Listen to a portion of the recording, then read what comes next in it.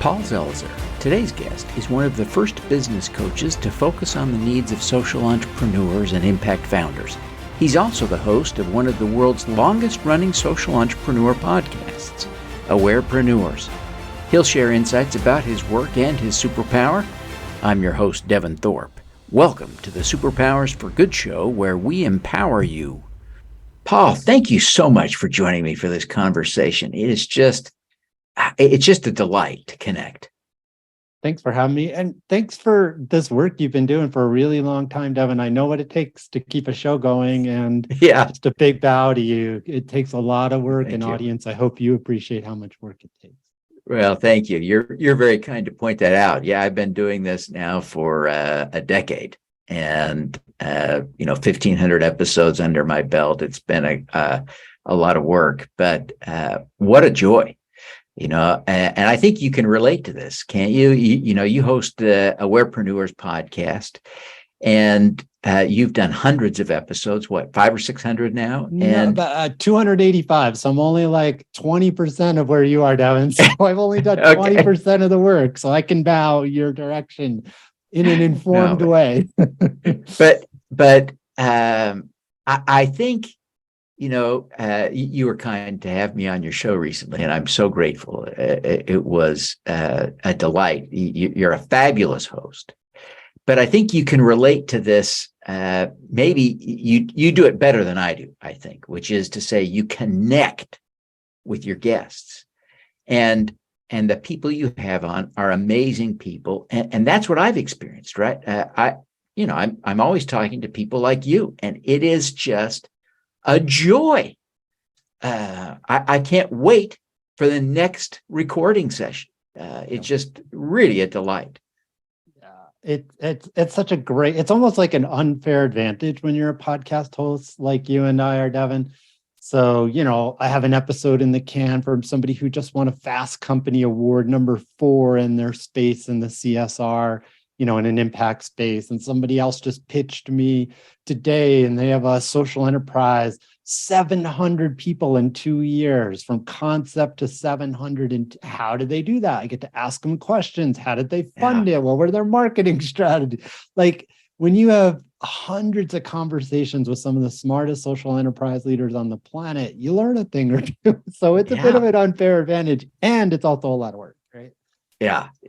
It is just it's just a joy. But tell us a little bit about. I think your podcast and mine are very similar in terms of our audience, our targets. But tell us about yours. Let me not put my words over yours. You tell us about your show.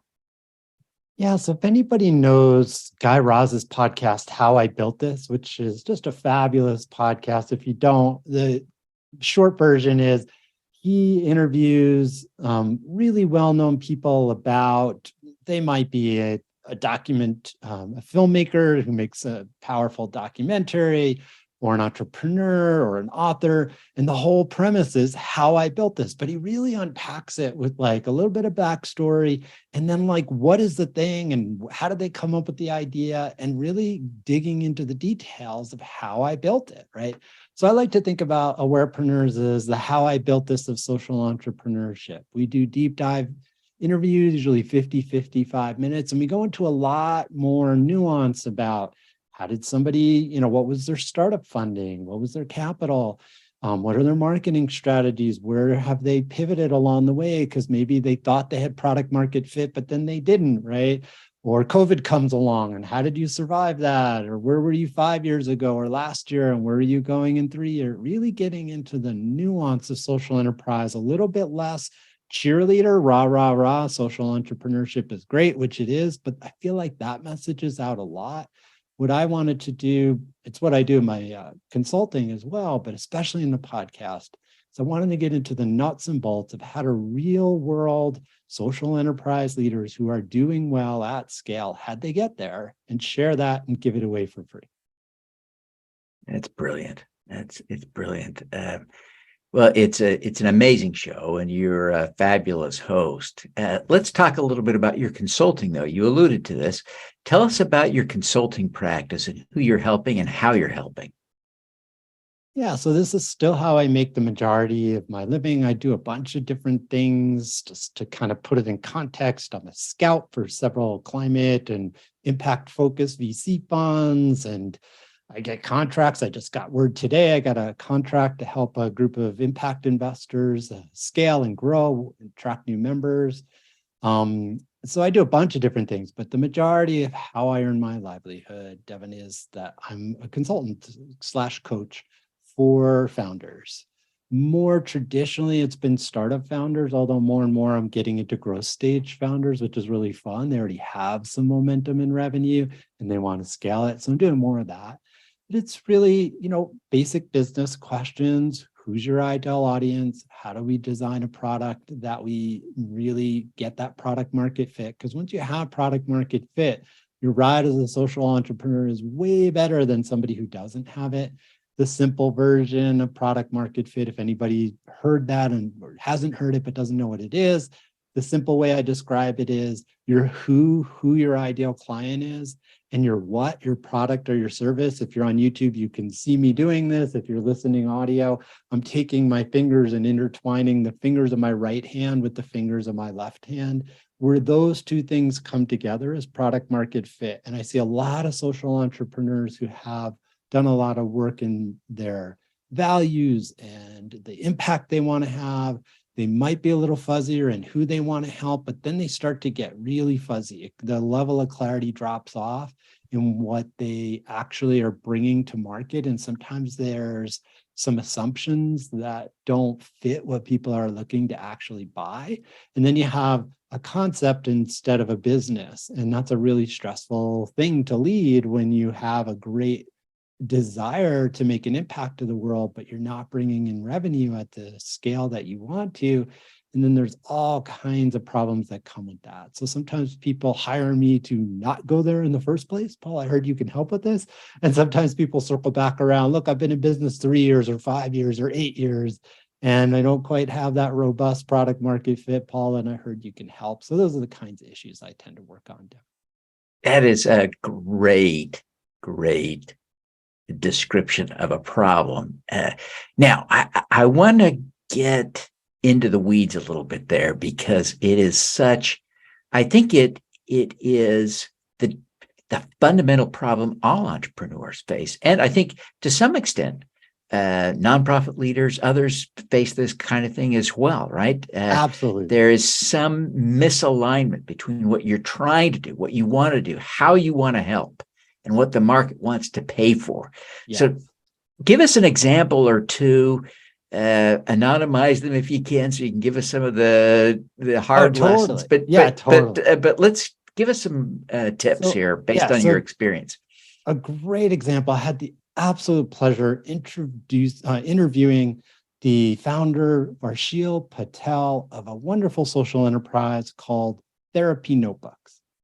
If anybody knows paying attention, like right now, we are in the midst of a mental health crisis. The level of stress and anxiety and depression and suicidality is off the charts. And by the way, the research tells us that entrepreneurs deal with those issues more than the average population. I will out myself. I include myself in that. So this is a very significant problem all over the world. Varshil is a founder of color, and he sees that it's particularly true getting access to quality mental health care is even harder. It's harder for anybody, but it's even harder from people from marginalized communities. He comes from a startup, and he's an engineer. He's a computer engineer. He's not like somebody who's in the mental health space, but just from paying attention in the communities he cares the most about, he's like, wow, this is a really big problem. And what I'm seeing out there is not inspiring me. So he talks to his best friend who they went to college. They're both in the startup world. They're both kind of computer guys. And they say, well, of course, what we need is a platform or an app. And they start talking to people.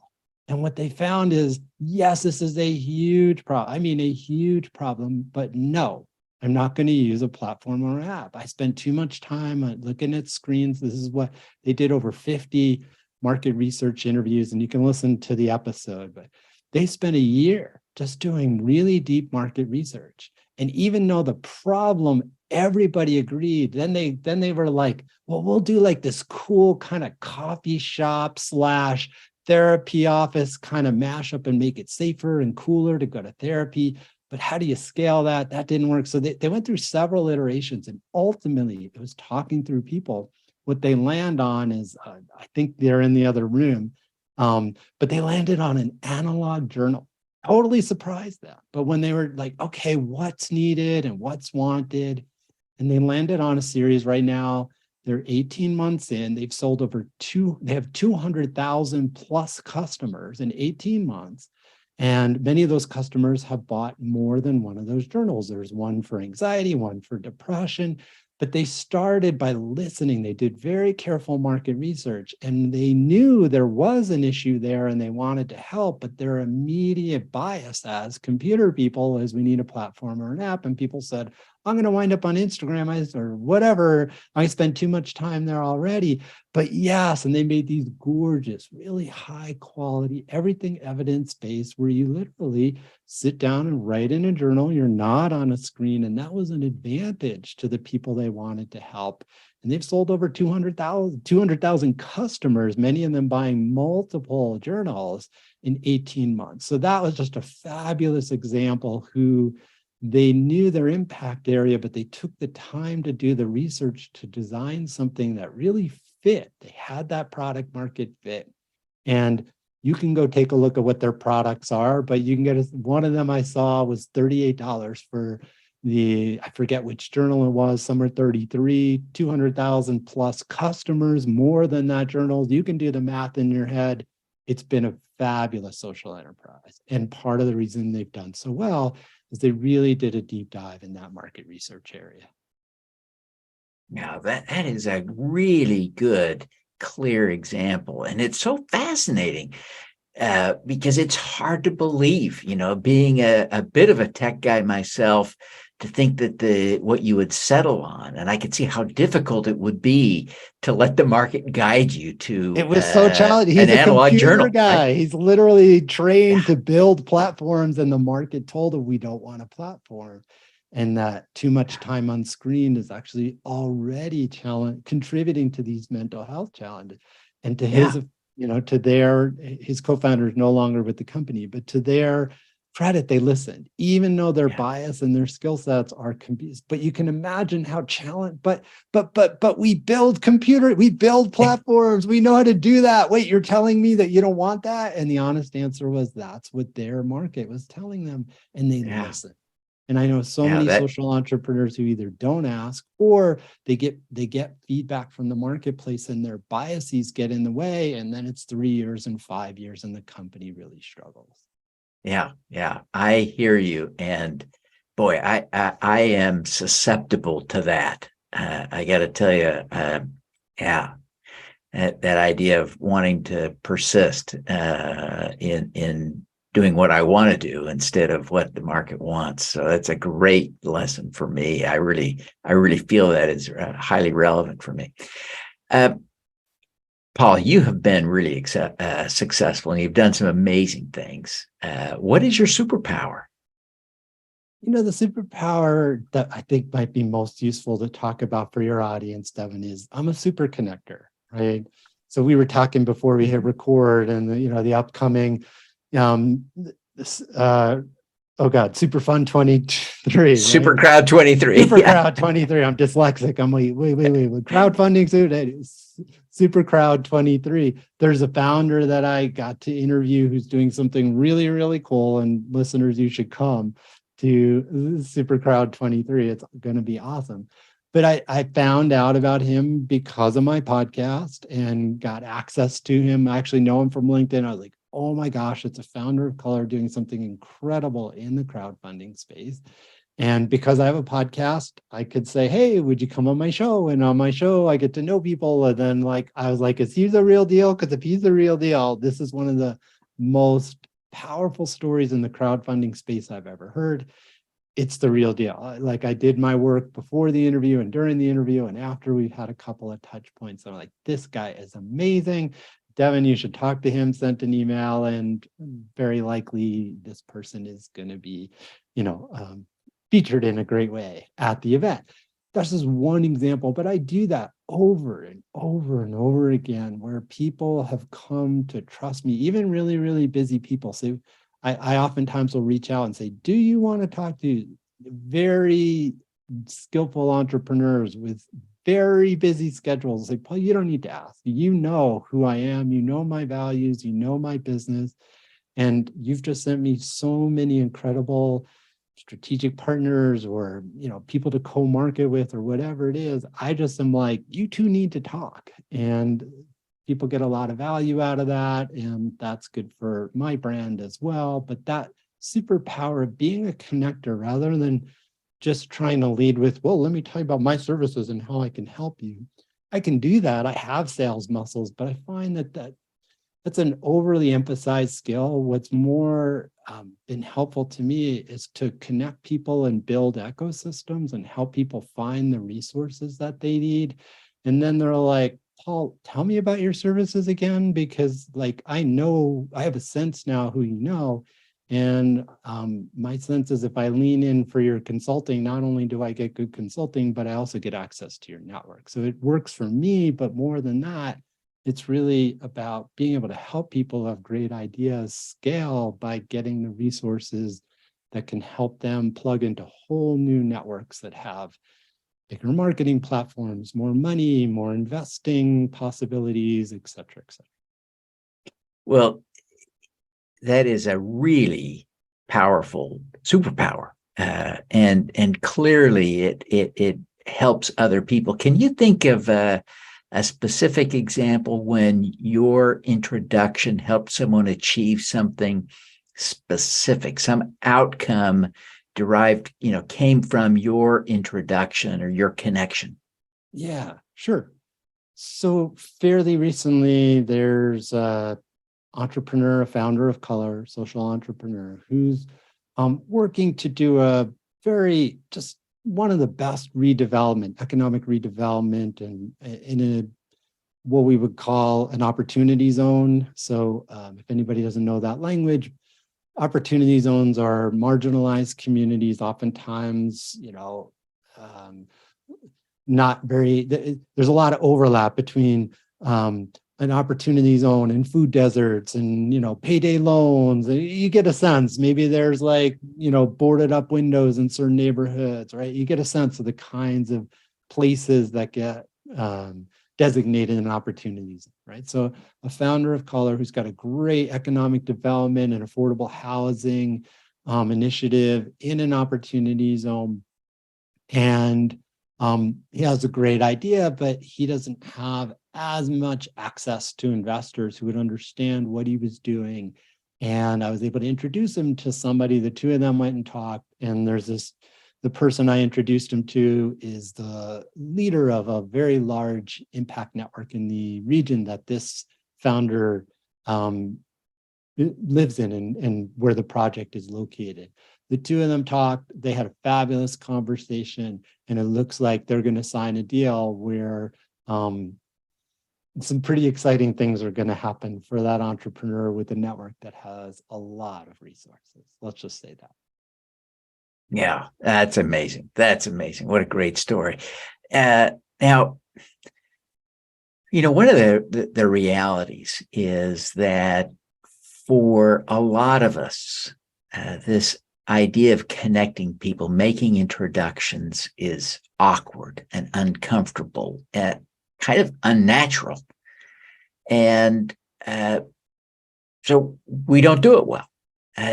Can you give us some tips to help us be better connectors, to help other people connect in the kind of way that you do? Yeah, it's a great question, Devin. First of all, I think to just acknowledge that our culture, a friend of mine is writing a book. She's awesome. Her name is Genevieve Chavez Mitchell. And it's about investing and values and spirituality. And it's going to be amazing. Anyway, Genevieve talks about the culture that we come from is me, mine, it's very individualistic, especially here in the United States, but it's around the world. Modern culture tends to focus on the individual. And so the idea of like connecting people is like obviously not individual. It's what she calls we and our and the collective, as opposed to like what's in my bank account or how many clients do I have, right?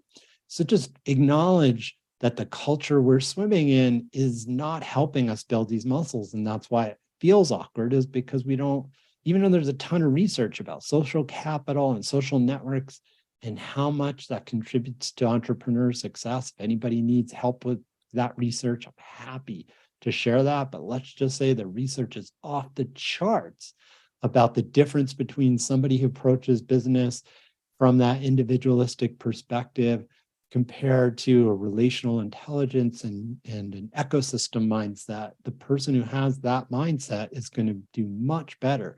It's one of the reasons that women leaders tend to create outsized value as leaders, because women in general think more about relationships than men do.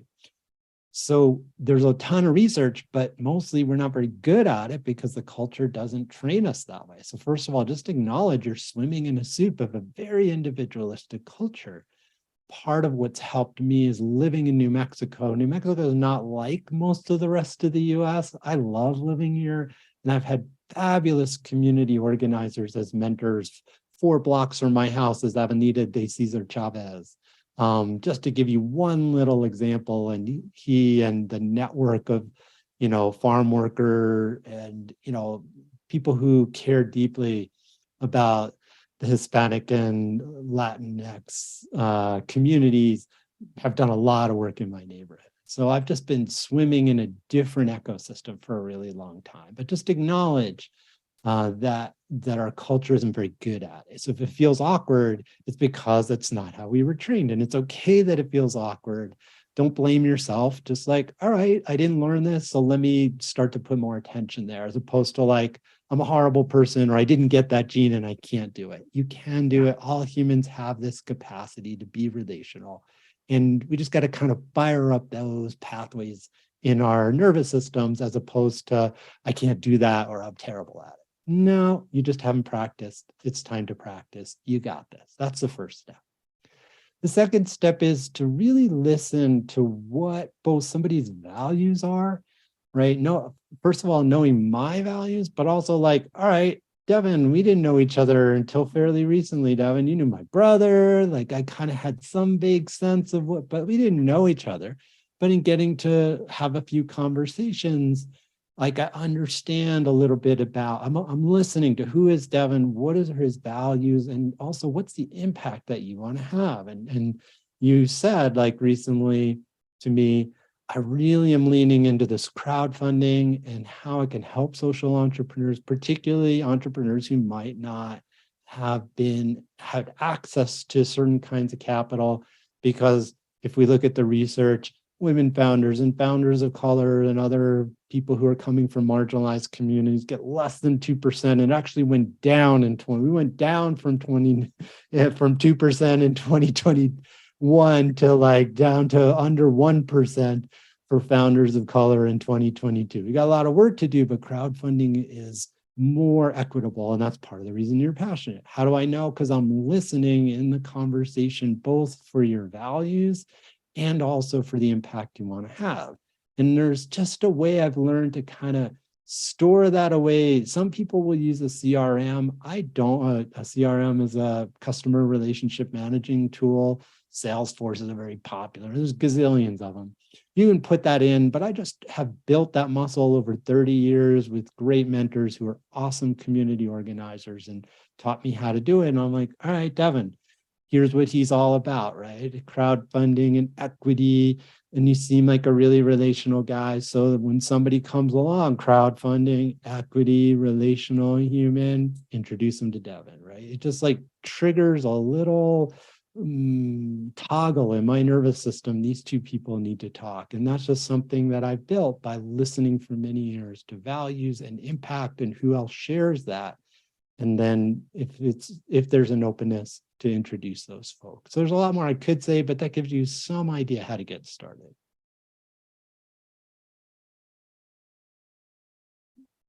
Devin, That you're is on mute. great advice. Great advice. I really appreciate that. Paul, I'm so excited to have you speak at SuperCrowd 23.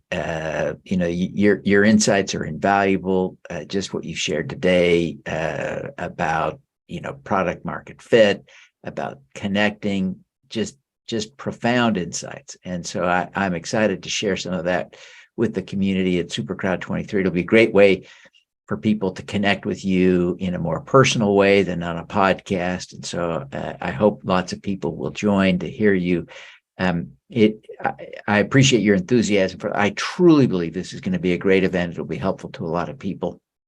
We'll have nearly 100 people on the program, and we'll have a live pitch session where we'll hear from diverse founders and social entrepreneurs.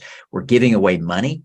At SuperCrowd 23, we'll be giving money to individuals who are attending so that they can invest for their own account in one of the 10 companies that will pitch at the conference. So we're just going to have a lot of fun, do a lot of good, and make a big difference. And I'm excited to have you there. I really appreciate you. Thanks for inviting me. It's going to be a great event. I'm really looking forward to it, Devin.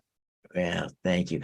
Now, before we wrap up, I wonder, Paul, if you take a minute and just tell people how they can find Awarepreneurs, the podcast, how they can learn more about your consulting, how they can connect with you if they're interested in engaging with you for coaching or consulting, and anything else, social media links, that kind of thing. Share it all. Sure. So the podcast has its own website, awarepreneurs.com. The first part of the word awareness, the second part of the word entrepreneurs, plus we're on all the platforms that you could possibly imagine. I don't even remember how many dozens of platforms, but a lot of them. So if you listen to a podcast somewhere, there's a pretty good chance you can find it. And then my consulting work is at my name, Paul Zelizer, ZELIZER.com. And on there, you'll see all the links to socials. But the honest truth is, if you want to connect on social, the only one I really do is LinkedIn. So people sometimes, I sent you a message on Instagram, but I never heard back. And I was like, don't send me a message on Instagram. Like, it's not personal. I just won't get back to you. And if you send me a message on LinkedIn, I will get back. So if you're interested in connecting on social, LinkedIn is the best place. But really, if you want to connect, the best way to do it is either through the Awarepreneurs website, if it's related to the podcast, or if it's a question about consulting or coaching, go to paulzelizer.com, and there's contact pages on both of those websites. Fantastic. Well, Paul, thank you so much for taking the time to be with us today.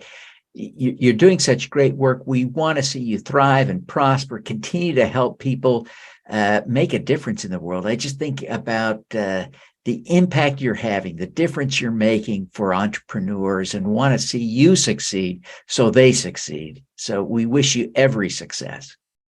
Thank you so much, Devin. Thanks for having me on the show today. It was really fun to be here. Yeah, thank you. Now, let's do some good. Thank you for tuning in to the Superpowers for Good show. Twice each week, we host changemakers who share their impact, insights, and superpowers.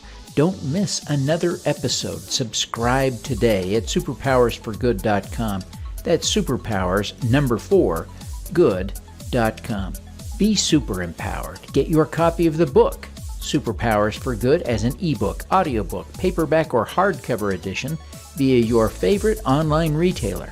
Interested in having me speak to your company, organization, or association?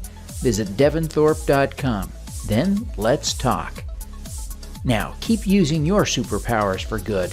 Together, we can reverse climate change, improve global health, and eradicate poverty.